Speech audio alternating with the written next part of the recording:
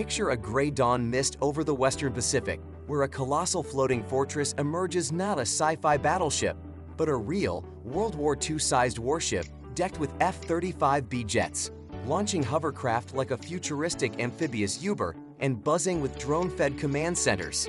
Welcome to the era of the LPD-17 Flight II and America-class LHA ships, modern amphibious assault titans that combine air power, armor, drones, and advanced tech to give Marines a beach party no enemy wants to respond to.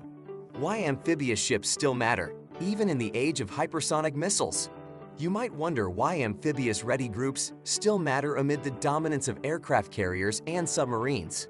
Despite the spotlight on stealth subs and nuclear-powered carriers, these amphibious ships remain the true spearhead of America's expeditionary power because they do what carriers and subs cannot: deliver Marines, armor, drones, and supplies directly onto hostile shores, anytime and anywhere. They're the Navy's Swiss Army knives, adaptable, agile, and lethal. Congress agrees, mandating at least 31 large amphibious ships, including 10 big-deck LHAs and 21 Laters PDs, to ensure America maintains sea bases capable of fighting, healing, and hauling heavy gear in an era of hypersonic missiles and rapid crisis response. LPD-17 Flight II. The LPD-17 Flight II is essentially a savvy remix of the proven San Antonio-class hull. It's about 684 feet long. Imagine stacking 2 football fields end-to-end and displaces around 23,000 tons fully loaded. But don't let its size fool you. Flight AU trims costs by cutting expensive features like composite masts and streamlining the internal volume while still packing serious punch. Below decks is a well-deck enlarged to launch 2 landing craft air cushion hovercraft, those loud, hovercraft vehicles that skitter across water and land, delivering Marines and gear where the enemy least expects it. On top, a 1.4-acre flight deck can handle the V-22 Osprey tilt rotors and heavy-lift CH-53K helicopters, while the hangar is basketball court-sized, perfect for sheltering UAV detachments or attack choppers. Brains over brawn. Flight II ships aren't just hulking beasts, they're smart. They inherit the Ship Self-Defense System Baseline 3, integrating advanced SPQ-9B radars and evolved missile launchers like the evolved Sea Sparrow for close-in defense. These ships can detect threats and punch back hard, all while housing a fiber-optic brain network pumping 40 gigabits per second, enough digital horsepower to act as a floating headquarters for a Marine regiment conducting complex island-hopping operations. Counting the cost and keeping shipyards busy, between fiscal years 2018 and 2023, the Navy ordered 3 Flight II ships, LPD-30, 31, and 32, with a block buy deal for 3 more, LPD-33, 34, and 35, signed in September 2024. This block buy approach saves nearly $900 million compared to buying ships one by one, but don't get too comfortable. Costs remain volatile. The Chief of Naval Operations warned that the third hull might spike to nearly $2 billion, a hefty 25% jump from LPD-30. All ship plates are cut at Huntington Ingalls Industries in Pascagoula, Mississippi, America's last large amphibious shipyard.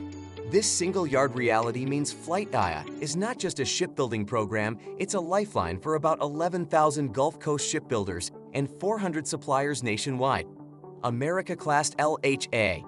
If the LPD-17 Flight II is the trusty cavalry, then the America-class LHA is the sword, sleek, powerful, and built to hit hard.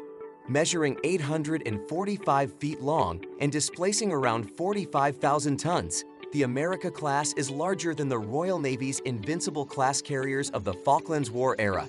It features a full-length flight deck and a superstructure placed just off-center, optimized to launch a swarm of 20 F-35B stealth jets or a mixed strike group including V-22 Ospreys, AH-1Z gunships, and MQ Manta stealth drones.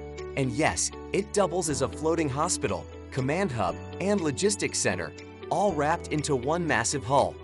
Design variants for different missions. Earlier ships like LHA-6 America and LHA-7 ditched the traditional well deck to focus entirely on aviation-centric missions. But the Navy reversed course, starting with LHA-8 Bougainville and LHA-9 Fallujah. reintroducing shortened well decks to haul Marines ashore via landing craft, while keeping the deck and facilities friendly to the F-35 jets. Fast, quiet, and well defended. 2 marine gas turbines power the ship up to 22+ knots fast enough to sprint alongside destroyer escorts or reposition overnight between islands. For stealthy, fuel-efficient low-speed travel, a hybrid electric drive kicks in, whispering through the waves while saving precious fuel. Self-defense includes rolling airframe missile launchers, evolved Sea Sparrow missile quad launchers, the high-tech Phalanx close-in weapon system, CWES, and the Navy's latest SLQ-32 electronic warfare suite.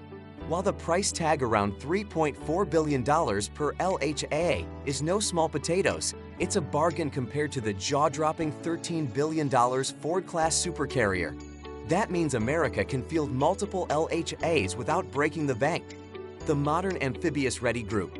An Amphibious Ready Group is a powerful, multi-dimensional naval force combining specialized warships to project sea power with agility and precision.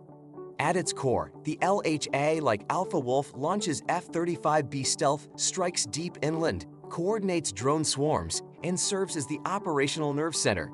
Supporting it, the LPD Flight 2 acts as a versatile Swiss Army knife, transporting 650 Marines, 15 armored vehicles, and ample ammunition for sustained operations. An Arleigh-Burke-class DDG-51 destroyer escorts the group, providing a protective shield with SM-6 anti-air missiles and Tomahawk land attack strikes. Together, they break through enemy defenses as F-35Bs neutralize radar and missile sites, hovercraft surge ashore with artillery and supplies, and the decks transform into triage centers during humanitarian missions. Freshwater desalination and M-60R helicopters hunting pirates add to their adaptability, while the ARG's ability to shift position 300 nautical miles overnight underscores its unmatched flexibility and rapid response capability. Stealth and digital smarts. Both ship classes are stealthy, using radar scattering angles and enclosed masts to reduce their radar signatures by 2 orders of magnitude compared to 19 Ninity's amphibious ships. This means enemies detect them later, losing valuable reaction time. The ship's digital DNA comes from a 3D high-fidelity model where every pipe, cable, and valve is meticulously planned. Welders use augmented reality headsets for precision, trimming months off build times. Power is shared across a 13-megawatt hybrid electric grid, powering everything from propulsion to hotel services, while reserving juice for secret future weapons. Think 150-kilowatt lasers to fry incoming cruise missiles with no ammo wasted. Ready for the drone age and medical miracles. Flight 2's aviation magazine is modular and stackable, allowing rapid swaps of munitions, artillery shells today, loitering munitions tomorrow.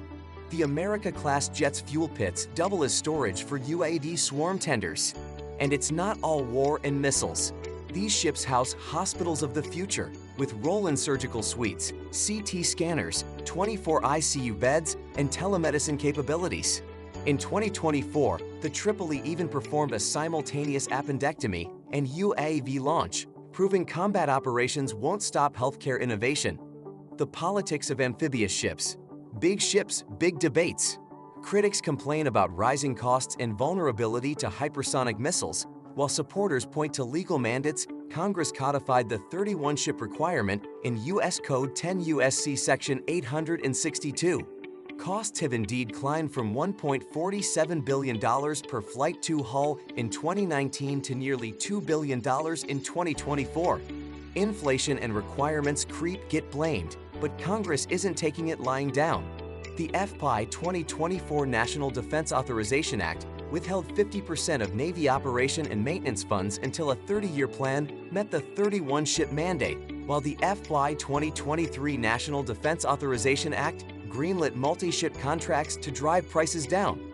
The message is clear: the nation will foot the bill, but the Navy must deliver readiness and cost control, distributed lethality, and AI-driven amphibious operations. The future battlefield might see half a dozen Flight 2 ships spread 50 to 100 nautical miles apart, each offloading marine companies armed with Nemesis anti-ship missiles. Mphu Longbow quadcopters feed real-time targeting data back to an LHA, acting as a command node, coordinating F-35B strikes with lethal precision. This networked approach confounds enemies. They see arrows flying from multiple directions but can't find the archer. LPD well decks become mobile boatyards, hot-swapping missile tubes onto unmanned surface vessels that dart to enemy coral reefs, launch attacks, then scuttle if detected. Marines re-embark swiftly, and the entire ARG shifts location overnight agility that fixed bases can only dream of. Alright, Marines of the Internet, if you enjoyed this deep dive into America's floating war fortresses, smash that like and don't forget to subscribe. Got questions or want to geek out about drones, lasers, or amphibious tactics?